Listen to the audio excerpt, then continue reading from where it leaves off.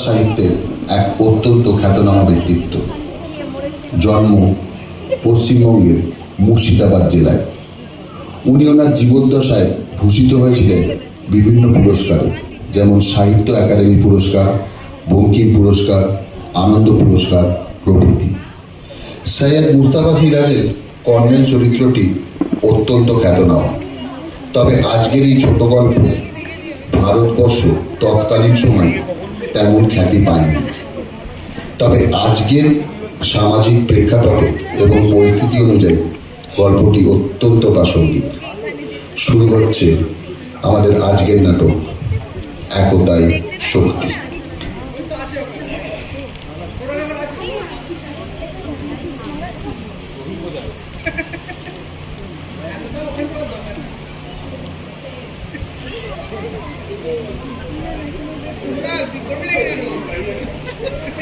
এই নড়িস না।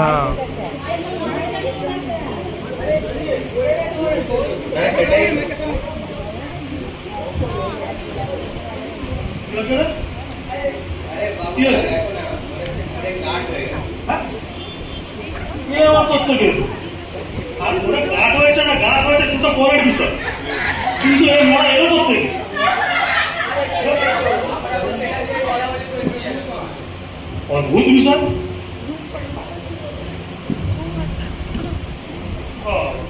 তোর তো একটা ব্যবস্থা করতে হবে। আমার তো মনে হয় জানিস, মা ক্যান্টিন আছে না, 5 টাকা খাবার পাওয়া যায়।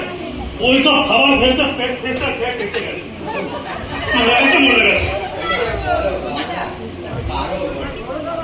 ঠিক আছে, কিন্তু মনের একটা ব্যবস্থা করতে হবে। কুড়িটা এইভাবে তো ফেলে রাখা যায় না, তো সরাতে হবে।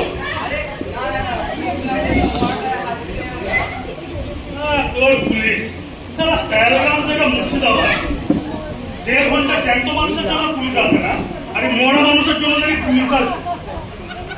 দেখ কি করবি।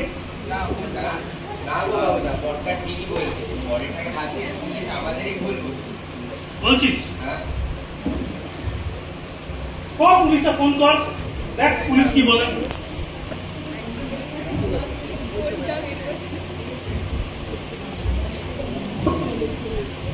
স্পিকার দিয়ে কথা বলবো, আমি শুনবো।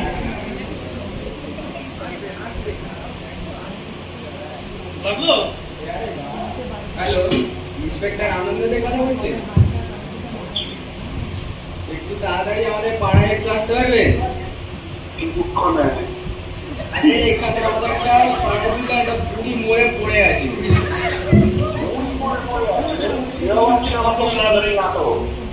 হ্যাঁ, কি বলছেন? আরে ওই যে মল্লিক মসজিদ আছে না, একসাথে দুটো একই জায়গায়, ওইখানটা ওরই পাশাপাশি। আচ্ছা, দেখুন কি বললো, ভালো করে তো স্পিকারে শুনতে হবে। আর কোনো চিন্তা নেই, চলো সৎকারের কাজের ব্যবস্থা করি। সৎকার করবি কি রে? কোন মতো সৎকার করবি? না না না, তো মনে হচ্ছে, আমার কথা শোন, একে কবর দিয়ে দিই। আরে একটু সালুদা এসে গেছে।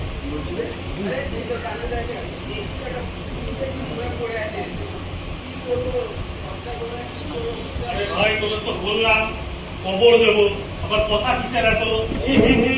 পোড়ানো হবে। তাই দেখ, আবার কি?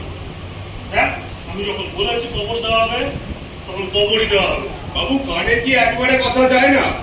বললাম তো পোড়ানো হবে। দেখ, মাথা খাস না, বারণ করছি। একবার যখন বলেছি পোড়ানো হবে, তখন কিন্তু পোড়ানোই হবে। আরে দাঁড়াও না, বিশেষ না, কি করব, কি হ্যাঁ, হবে?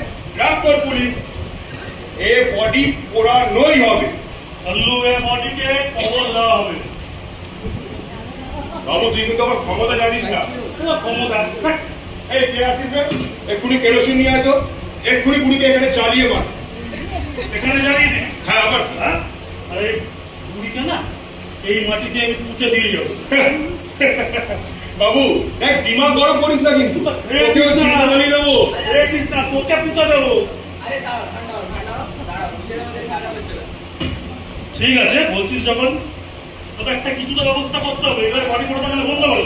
না না, সেটা ঠিক আছে, তবে তো এখানে একটা চৌকিদার কোথাও থাকতো না, মাঝে একটা ঝোলা নিয়ে সেটা কোথায় গেল? বসে বসে ঝিমতো। বুড়িটা মরলো তখন কি করছিল? আর চৌকিদার 5.5 ইঞ্চির একটা ছাতি নিয়ে চৌকিদার দেখ কোথায় বসে গাঁজা বাজা খাচ্ছে আর ঢুকে পড়ে আছে। আরে বাবু শোন, কথাটা তো ঠিকই, কিন্তু আমাদের তো একটা কিছু করতে হবে, তাহলে তো পুরো সরিয়ে যাবে। একটা কোনো মতো সরকার ব্যবস্থা আমাদের নিতে হবে, সিদ্ধান্ত করতে হবে। দেখ কি করবি, সে কি সবাই মিলে একটা সিদ্ধান্ত হ্যাঁ, হয়। হ্যাঁ, হ্যাঁ। সমস্যা তো আছে, বডি করে সিদ্ধান্ত নেই। কেউ বলতে পারছে না। বুড়ি মরেছে। আপনি কে বসাই? আরে আমার নাম হচ্ছে মানব সরকার, সরকারের মানবিক দিকটা কনসার্ভেটিভ ঘুরে দাঁড়াই আমার কাজ। তাই পুলিশ মারফত খবর পেয়ে ছুটে এলাম। তো বুড়িটা কি এইটা? না, ঠিক বুঝলাম না কিন্তু ব্যাপারটা। আর তো বোঝার দরকার নেই, আমার বোঝানোর দরকার নেই। এখন থেকে সরকার নিয়ম করেছে বেওয়ারিশ লাশ হলেই আমাকে সংস্থা তার সেই লাশের জিজ্ঞেস করবে, আর আমি সেই সংস্থার একটা প্রতিনিধি মাত্র। সংস্থা? হ্যাঁ, সংস্থা। এ আবার কি সংস্থা বসাই? জমির দুয়ার।